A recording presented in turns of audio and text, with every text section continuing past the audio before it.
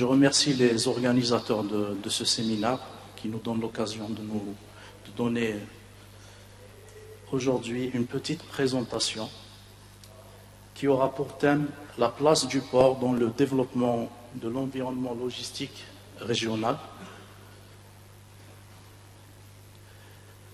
Je commencerai par poser une question. Quel rôle et comment, quel rôle pour le port et comment pour booster le développement régional? J'ai cherché un petit peu plusieurs définitions pour cerner le rôle du port d'une manière globale. Donc, le rôle du port est de jouer un rôle de moteur de croissance permettant aux activités productives et commerciales de son hinterland afin de réaliser des économies d'échelle conférant aux zones industrielles, à la région concernée, à tous les opérateurs économiques de l'interland, afin qu'ils aient un avantage compétitif durable. Comment? La stratégie de développement d'un port doit s'intégrer dans la stratégie globale du développement économique de son hinterland. C'est une question que les économistes sont toujours posées. Est-ce que c'est le port qui doit s'adapter à son hinterland dans le développement économique, ou bien c'est le contraire? C'est le port qui offre des capacités de développement et c'est à l'interland de s'adapter. Là, il n'y a pas une réponse à ce problème-là. C'est que le port et l'interland, c'est-à-dire les opérateurs économiques, doivent travailler en coordination pour s'intégrer. Chaque stratégie doit s'intégrer dans l'autre afin de réaliser le développement économique de l'interland. Je passerai à définir l'interland. Je vais donner un exemple d'interland. L'interland d'un port, c'est la région que le port dessert. Exemple, le port d'Antwerp. Le port d'Antwerp, son hinterland s'étale sur un rayon de 500 km.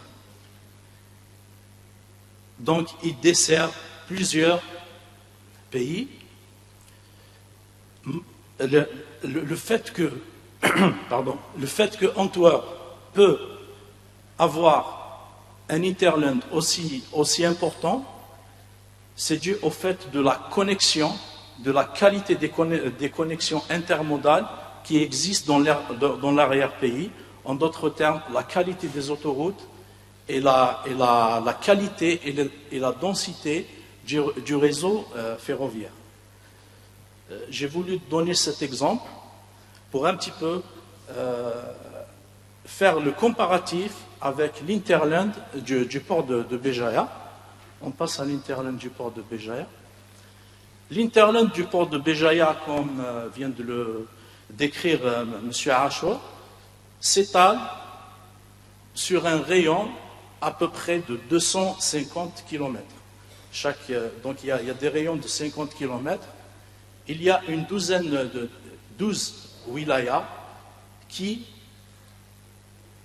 toute la marchandise des opérateurs économiques et commerciaux transite par le port de Béjaïa.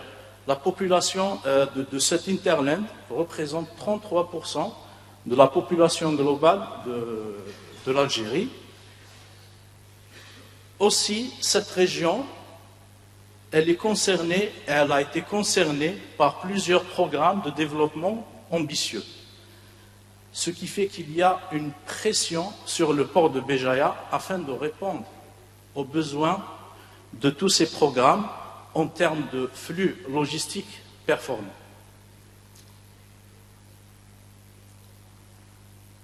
On peut revenir à la première. Là, il y a une segmentation régionale du trafic, et plus précisément le trafic conteneurisé. 37% du trafic conteneurisé qui transite par le port de Béjaïa profite à la wilaya de Béjaïa. En d'autres termes, la wilaya de Béjaïa, c'est la zone dont les opérateurs économiques profitent le plus des avantages concurrentiels de la performance du port. 37%, suivi de la zone des hauts plateaux, avec 39%, plus précisément les deux grandes zones industrielles qui sont implantées à Borj Bararich, à Sétif, suivi de 24% de clients qui sont implantés dans l'Algérois et en plus grand nombre à Blida et à Alger.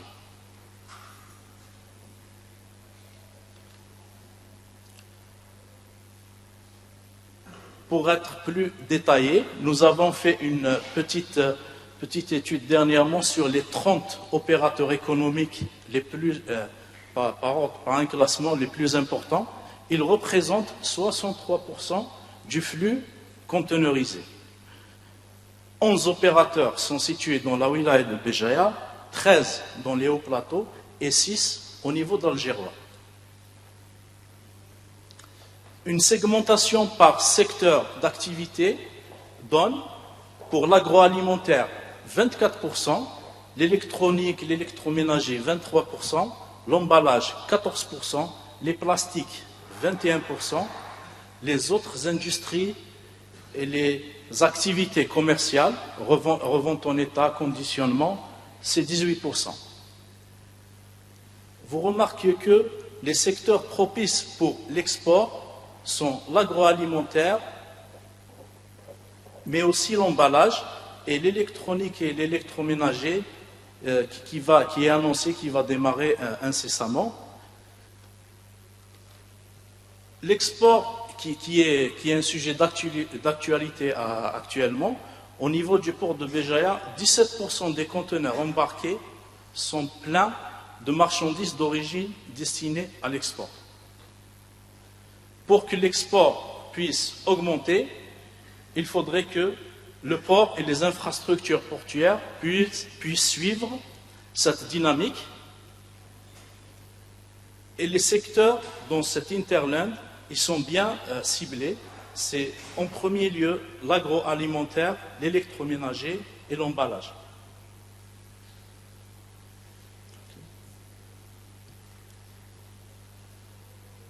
Il y a une notion importante de l'interland, comme nous l'avons vu pour Antwerp. Son interland s'étale pas uniquement sur son pays, qui est la Belgique, mais sur plusieurs pays européens, dans un rayon de 500 à 600 km. Concernant le port de Béjaïa, on parle d'élasticité de l'interland. L'élasticité de l'interland et du fait que plusieurs opérateurs peuvent changer et passer d'un port à un autre pour justement profiter des avantages concurrentiels. Ces avantages, c'est le coût et la qualité de service. La stratégie du port de Béjaïa d'installer Tixter au niveau des hauts plateaux équidistants entre deux grandes zones industrielles qui sont Sétif et BBA aura pour conséquence l'extension de l'interland.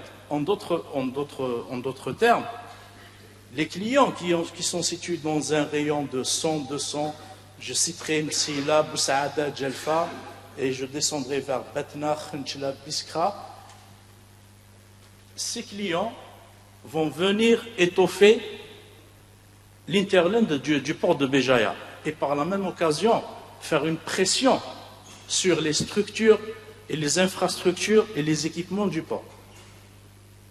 Automatiquement, des mesures doivent être prises en compte pour qu'on puisse absorber un trafic qui viendra dès le démarrage de Tixter.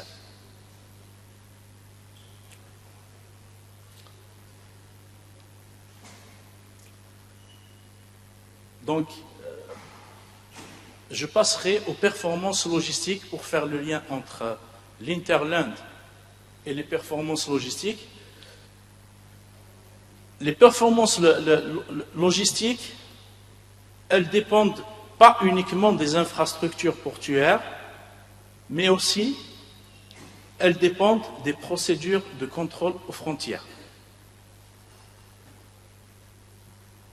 Je donne comme exemple et comme repère le dwell time. Le dwell time, c'est le temps de séjour des conteneurs au niveau du terminal. Donc vous remarquez que depuis 2008, il est stable. 21, 23, 23, 20, 19. 2013, il était de 20 jours. 2014, de 20 jours. L'année passée, 2015, 19 jours.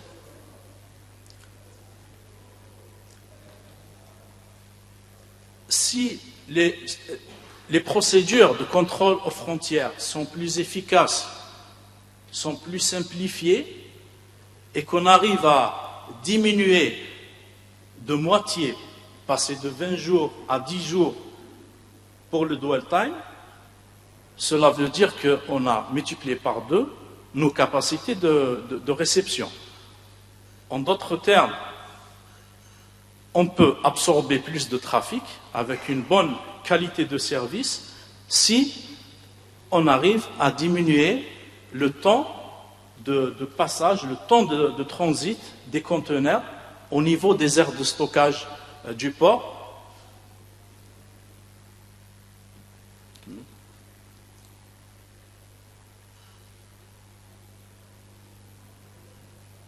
Toujours le dwell time, le temps de séjour des conteneurs, durant ces 4 derniers mois, on a remarqué une amélioration.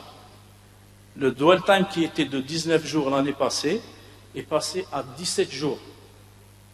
Concernant ces 4 derniers mois, cela veut dire que le dwell time s'est amélioré de 10%.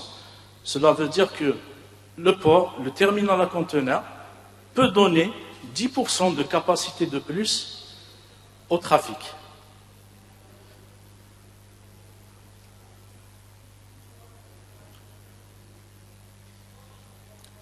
Aujourd'hui, le terminal à conteneurs du port de Béjaïa arrive à sa limite spatiale, c'est-à-dire en termes d'espace disponible depuis 2015, depuis sa création en 2005, l'espace n'a pas changé. C'est un espace de 8 hectares qui est géré pour absorber le trafic et répondre aux besoins des opérateurs économiques.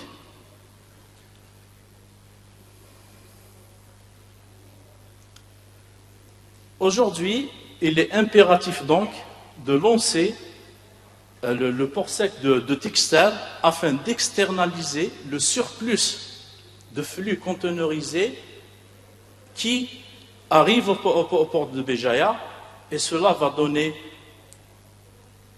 une diminution du coût pour les opérateurs économiques, vu que le port a 80% de taux d'occupation, les capacités logistiques, les performances logistiques se dégradent. À 95%, les capacités de livraison, elles baissent.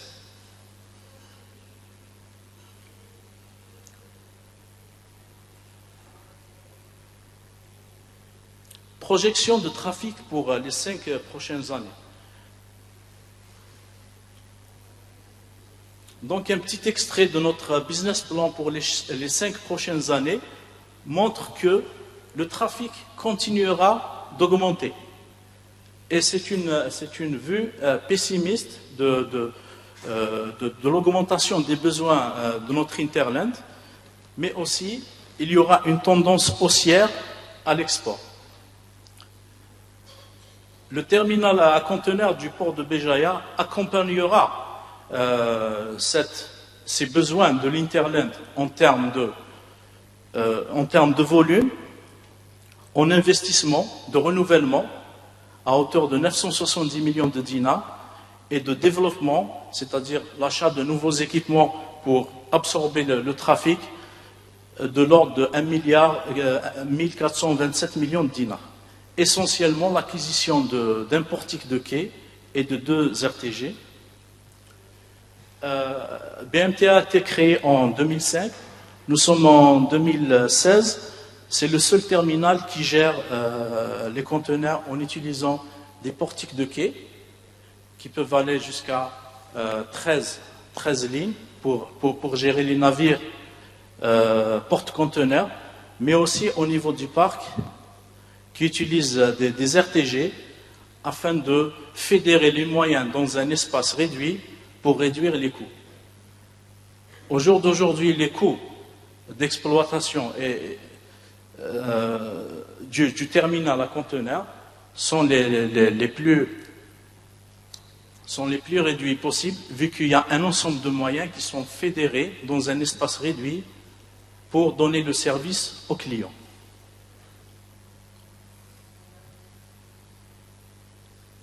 Je terminerai par une conclusion globale. Je dirais que le rôle du port pour un petit peu booster l'Interland et de répondre aux besoins des opérateurs est situé à 2 niveaux, en externe et en interne.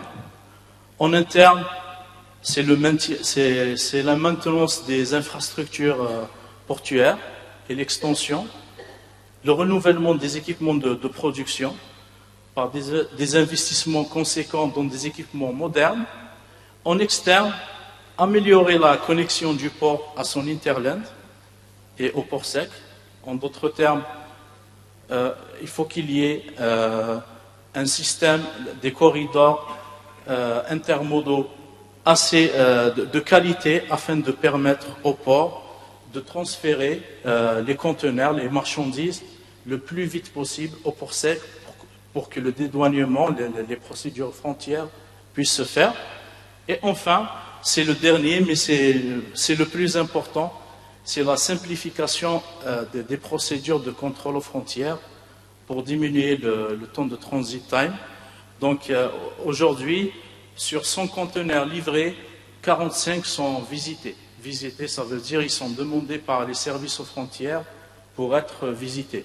C'est un taux très important qui un petit peu réduit l'efficacité logistique du port, mais aussi augmente les coûts des opérateurs économiques. Je pense qu'il est temps de voir ce point-là pour un petit peu réduire le transit time. Il est actuellement de 17 jours. Nos voisins tunisiens, il est de 8 jours. Marocain, il est de 5 jours. Je pense qu'il y a un travail à faire pour réduire le transit time. Et je vous remercie.